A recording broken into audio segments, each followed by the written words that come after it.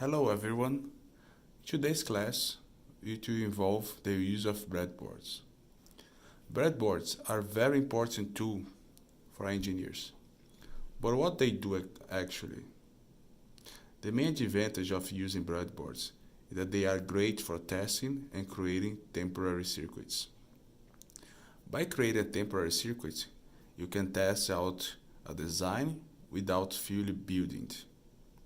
This allows you to measure the performance of your design and see if it fits the problem that you're trying to solve. So, how does a breadboard actually work?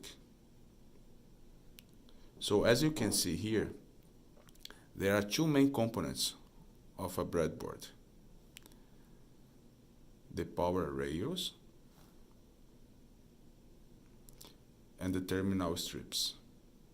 The power rails run vertically on the breadboard and are usually outlined with a blue and red line. These indicate the positive and negative sides of the power rails.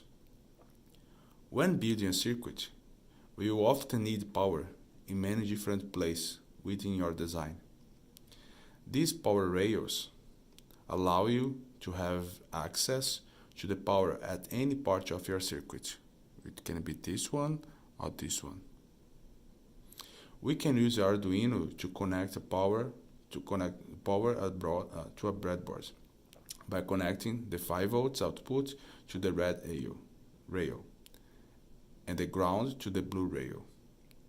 The terminal strips are the horizontal rows on the breadboard.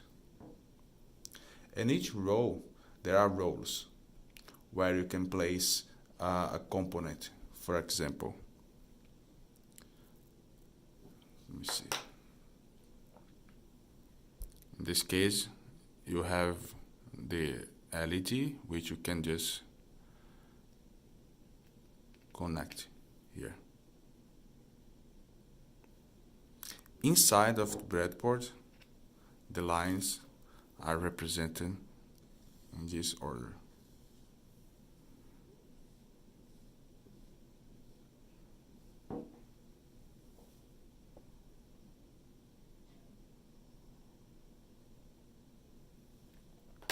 Okay?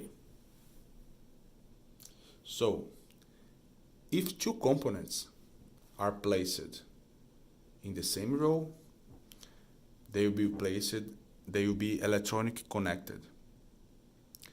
By placing a component together in a specific configuration on the breadboard, we can create electronic circuit.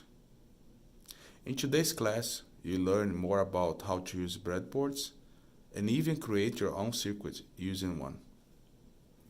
Enjoy your class.